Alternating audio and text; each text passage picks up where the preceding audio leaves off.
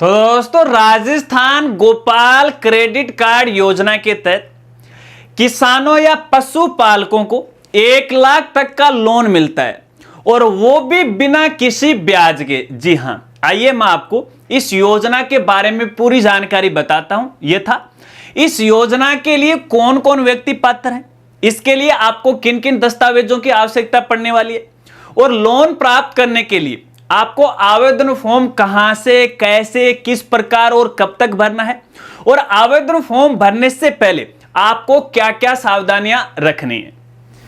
नमस्कार साथियों, मैं हूं आपका अपना साथी राजगुरु जी।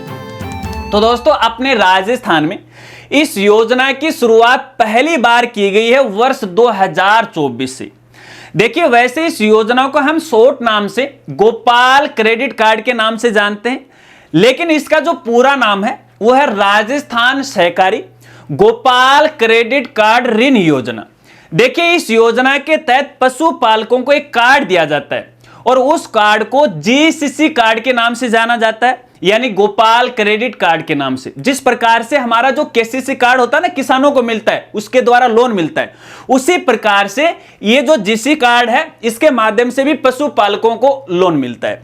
चलिए, सबसे पहले इस योजना का उद्देश्य वो बता देता हूं, लेकिन एक जानकारी और मैं आपके साथ वो शेयर करना चाहूंगा। देखिए, इस योजना के बारे में या फिर इस वीडियो के बारे में बहुत सारे साथी जो हमारे साथ जुड़े बार बार मेरे से निवेदन किया कि राजगुरु जी मखा बोला गोपाल क्रेडिट कार्ड योजना के बारे में पूरी जानकारी बताओ। यूट्यूब पे कई वीडियो, लेकिन हमें सही तरीके से समझ में नहीं आया। मखा क्यों? बोले उसमें आधी अधूरी जानकारी है। तो चलिए भैया, मैं आपको पूरी जानकारी वो बताता हूं, बस इस वीडियो के साथ आप बने रहे। और मैं दावे के साथ कह सकता हूं, जब आप ये वीडियो कंप्लीट देख लोगे ना, तो इस योजना के बारे में आपका कोई सवाल ही नहीं रहेगा। चलिए, उद्देश्य की बात करते हैं कि आखिरकार राजस्थान सरकार ने इस योजना की शुरुआत है वो क्यों की गई है।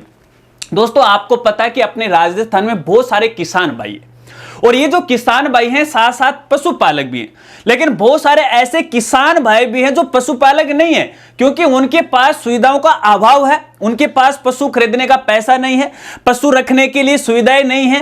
तो ऐसे में इन पशुपालकों के विकास के लिए इस योजना की शुरुआत की गई है और इस योजना के तहत राज्य सरकार के द्वारा है फ्री में यहां पे लोन है वो उपलब्ध करवाया जाता है। चलिए, अब इस योजना के तहत किसानों को क्या फायदा मिलता है या कितना लोन मिलता है वो मैं आपको बता देता हूं। देखिए, जैसा कि मैंने वीडियो की शुरुआत में आपको बताया कि इस योजना के तहत यहां पे पशुपालक या किसानों को 1 लाख तक का लोन मिलता है और वो भी बिना किसी ब्याज के। और यहां पे देखिए, सबसे बड़ी खास बात यह है कि देखिए ये जो लोन है वो 1 साल के लिए मिलता है, लेकिन अगले साल यानी 1 साल पूरा होने के बाद है आप इसका नवीनीकरण है वो करवा सकते हो, यानी आपको मिलता रहेगा। आपको हर साल इसकी किस्तें जमा करानी होगी। जब आपका लोन पूरा हो जाएगा उसके बाद आप अगले साल है नया लोन है वो ले सकते हैं। एक खास जानकारी और बताना चाहूंगा। देखिए, वैसे तो ये ब्याज मुक्त लोन है, लेकिन यदि यहां पे जो पात्र व्यक्ति है किसी प्रकार की कोई गड़बड़ी कर देता है तो भैया इस पर बहुत ज्यादा ब्याज लगने वाला है। वो किस प्रकार से लगेगा वीडियो में हम आगे बात करेंगे। और इसके अलावा एक और खास बात मैं आपको बताना चाहूंगा। देखिए, इस योजना का नाम रखा गया है गोपाल क्रेडिट कार्ड योजना और गोपाल शब्द का मतलब होता है गाय को पालने वाला। अब इसका मतलब यह नहीं है कि जो पशुपालक गाय पालते हैं केवल वही इसके लिए पात्र हैं, ऐसा नहीं है। या तो आप गाय पालो या फिर आप भैंस पालो तो भी आप इसके लिए यहां पे पात्र हैं। चलिए, अब यहां पे इसके कुछ पात्रताएं आपको वो बता देता हूं कि कौन कौन व्यक्ति हैं इसके लिए पात्र हैं। लेकिन एक जानकारी और मैं आपके साथ शेयर करना चाहूंगा। देखिए, जब आपको ये लोन मिलेगा, यानी इसका उद्देश्य क्या लोन का, तो इस लोन के तहत कोई भी जो पशुपालक भाई है या तो जो पशु गाय भैंस है वो खरीद सकता है या कोई निर्माण कार्य कर सकता है पशु रखने के लिए, जैसे मकान वगैरह बनाते ना अपनी राजस्थानी भाषा, या मेरे एरिया में तो मकान जो पशु को रखने के लिए ढारा बोला जाता है। आपके एरिया में क्या बोला जाता है वो मुझे कमेंट करके वो जरूर बताएगा। इसके अलावा आप कोई बाटा खरीद सकते हो या फिर चारा खरीद सकते हो, यानी लोन का जो पैसा है इस काम में आप लगा सकते हो। लेकिन इस काम में भी नहीं लगाओ ना तो आप कोई दूसरे काम में लगा सकते हो, जिसके बारे में हम आगे बात करेंगे। चलिए, पात्र व्यक्तियों की बात करते हैं कि कौन कौन व्यक्ति इसके लिए पात्र है। दोस्तों देखिए, आपकी जानकारी के लिए बताना चाहूंगा ये जो योजना है केवल ग्रामीण क्षेत्र के लिए, शहरी क्षेत्र के जो पशुपालक हैं उनके लिए योजना नहीं है। और इस योजना की खास बात यह है कि यदि आपके परिवार में कोई भी ऐसा व्यक्ति है जिसकी उम्र 25 वर्ष हो चुकी है तो भी वो इस योजना के लिए पात्र है, यानी लोन है वो प्राप्त कर सकता है। इसके अलावा यहां पे इसकी दूसरी पात्रता यह है कि आपके परिवार में केवल एक ही सदस्य को यहां पे ये लोन मिलने वाला है। इसका मतलब यह नहीं है कि यदि आपके परिवार में 10 सदस्य हैं तो 10 सदस्य इस लोन के लिए आवेदन कर सकते हैं, नहीं, मिलेगा एक ही व्यक्ति को पूरे परिवार के अंदर।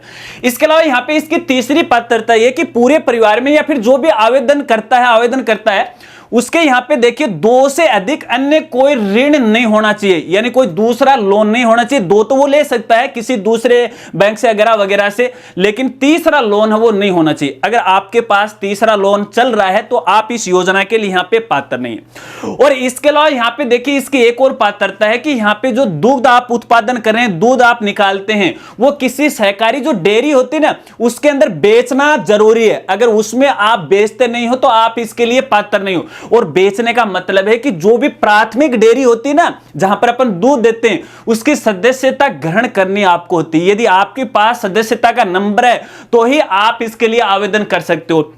इसके अलावा यहां पे इसकी एक शर्त और है कि आपका जो बैंक का सिविल है ना वो 600 से कम नहीं होना चाहिए। बैंक के सिविल होते हैं ना, जब भी अपन लोन लेते हैं तो भैया सिविल देखते हैं व्यक्ति का, बैंक वाले की भी इसका सिविल कितना है, तो 600 से कम सिविल नहीं होना चाहिए। अगर 600 से सिविल कम होगा तो आप इसके लिए पात्र नहीं होंगे।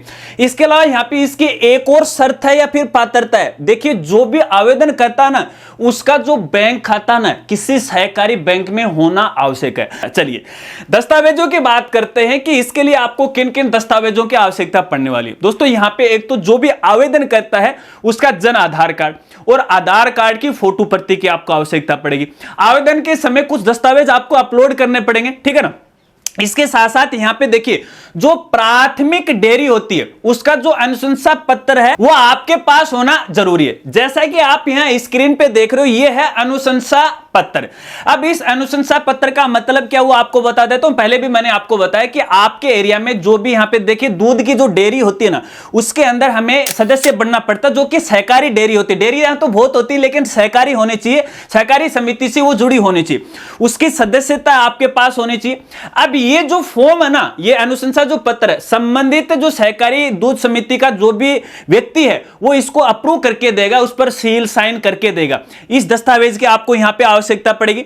इसके साथ साथ यहां पे देखिए जब भी आप किसी सहकारी दूध समिति के अंदर अपना दूध बेचते हो तो उस दूध का जो पैसा है वो आपके किस बैंक खाते में आता है, उस बैंक खाते की जो पासबुक है, उसका खाता नंबर है, उसका IFSC कोड है, उसकी आपको यहां पे आवश्यकता पड़ेगी। इसके साथ साथ यहां पे देखिए सहकारी बैंक के अंदर आपका खाता है उसकी पासबुक की आवश्यकता आपको यहां पे पड़ने वाली है। और इसके साथ साथ यहां पे एक आपकी जमीन की जो जमाबंदी है उसकी आपको आवश्यकता पड़ेगी। इसके साथ साथ आप जिस भूमि पे रह रहे हो उसके पट्टे की आवश्यकता पड़ेगी। गांव के अंदर जो भी पट्टा दिया जाता है ना, आवासीय हमारी भूमि होती है तो उस पट्टे की आपको आवश्यकता पड़ेगी। यदि यहां पे कृषि भूमि है तो जमाबंदी से आपका काम है वो चल जाएगा। और इसके साथ साथ यहां पे 2 जमानत का भी आपको यहां पे यानी 2 गवाहों की जरूरत आपको पड़ेगी। भैया कोई ना कोई तो आपकी यहां पे गवाही ले गया ना, कोई ना कोई तो यहां पे जमादार बनेगा कि नहीं बनेगा कि भैया ये जब लोन नहीं चुकाएगा तो हम चुकाएंगे। तो किसी भी 2 व्यक्ति जो आपके जान पहचान के हैं उनके आधार कार्ड की आपको यहां पे आवश्यकता वो पड़ेगी।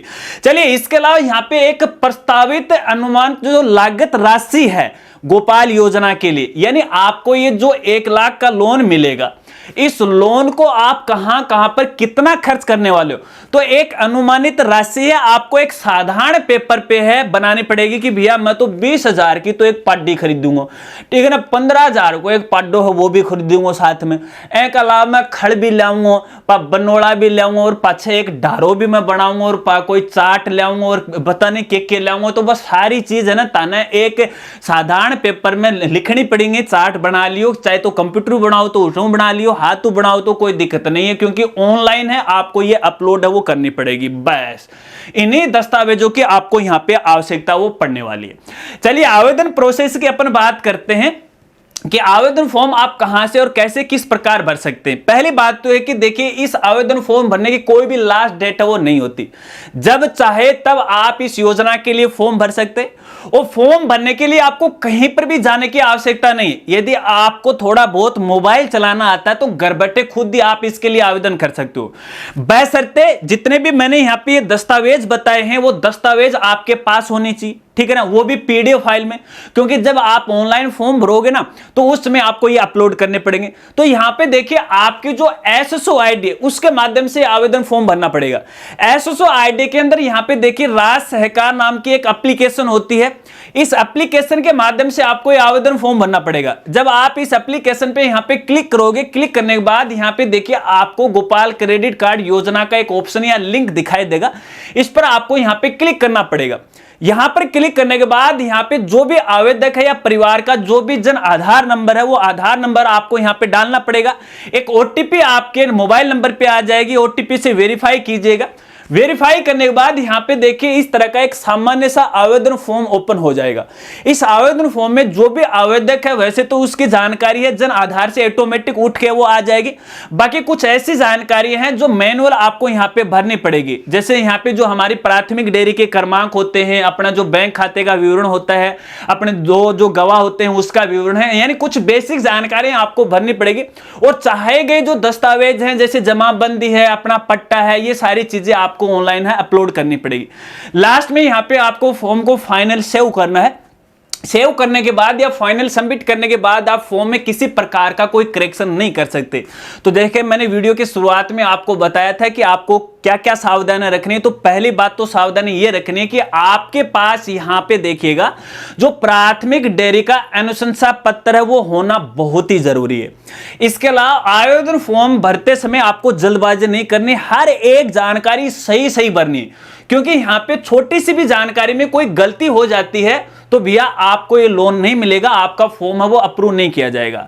तो इन बातों का आपको खास तौर पे ध्यान रखना है।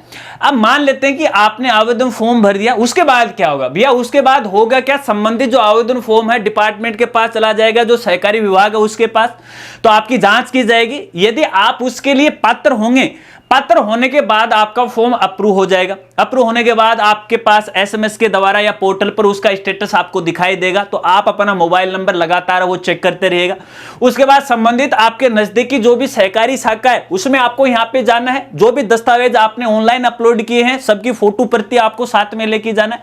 खुद के हस्ताक्षर आपको यहाँ पे करने हैं। और जब बैंक आप चले जाओगे तो आपके दस्तावेज का फिर से वेरिफिकेशन किया जाएगा। और उसके अलावा यहां पे देखिए कुछ और सहायक दस्तावेज है, संबंधित बैंक है अपनी सिक्योरिटी के लिए मांग सकता है। तो जो भी बैंक अपने जो दस्तावेज मांगे वो आपको यहां पे देने पड़ेंगे। जैसे आपका लोन अप्रूव हो जाता है, अप्रूव होने के बाद यहां पे कुछ एफिडेविट लगेंगे, तो एफिडेविट भी आपको यहां पे देने पड़ेंगे। तो वो तो संबंधित प्रारूप है, जो बैंक वाले हैं आपको अपने आप है वो दे देंगे। बस जब आपके दस्तावेज का वेरिफिकेशन हो जाएगा तो आपका लोन अप्रूव हो जाएगा। और लोन अप्रूव होने के बाद आपको एक कार्ड है वो दे दिया जाएगा, जीसीसी कार्ड वो दे दिया जाएगा। उसके बाद जो पैसा होगा लोन का वो आपके सीधे सहकारी बैंक खाते में आ जाएगा। और बैंक खाते में आने के बाद सरल दे आपको निकाल लेना है और इधर से आपको किसी कार्य में वो लगा देना है। तो भैया ये है जीसीसी योजना, यानी गोपाल क्रेडिट कार्ड योजना। आशा रखता हूं अब आप अच्छी तरह से समझ गए। अगर फिर भी आपको नहीं समझ में आया कि गुरुजी बहुत तावड़ा तावड़ा ते बोल दिया, तो भैया देखिए इसकी पूरी जो जानकारी है हमने हमारी साइट पे दे दी है। हमारी साइट का नाम है rajguruji.com। यहां पे गवर्नमेंट योजना का एक ऑप्शन आपको मिलेगा और यहां पे गोपाल क्रेडिट योजना को लेकर मैंने एक पूरी आर्टिकल लिखा है। और जो भी दस्तावेज है, जो भी दिशा निर्देश हैं आपको हमारी साइट पे मिल जाएंगे। चाहे वो प्राथमिक डेयरी का अनुशंसा पत्र हो या फिर इसके दिशा निर्देश हो या फिर अन्य कोई सहायक दस्तावेज हो, सारी की सारी चीजें आपको मिल जाएंगी। हमारी साइट पे जाएगा और ज्यादा नॉलेज है वो ले लीजिएगा। इसके अलावा यदि आपका कोई सवाल है, घूम रहा है, मेरे से पूछना चाहते हो, मेरे साथ शेयर करना चाहते हो, आपको लगता है कि मैंने वीडियो में ये जानकारी आपको नहीं दी, तो आप बेझिझक है वीडियो के नीचे कमेंट कर सकते हैं या इंस्टाग्राम के साथ भी मेरे साथ जुड़ सकते हैं। आपकी मदद करने में मुझे खुशी होगी। अगर वीडियो जानकारी आपको अच्छी लगी तो वीडियो को लाइक कीजिएगा, हो सके तो ये जानकारी या फिर इस वीडियो को अपने दोस्तों के साथ वो जरूर शेयर कीजिएगा। मिलते हैं फ्रेंड्स अगली एक नई वीडियो के साथ, तब तक के लिए जय हिंद, जय भारत।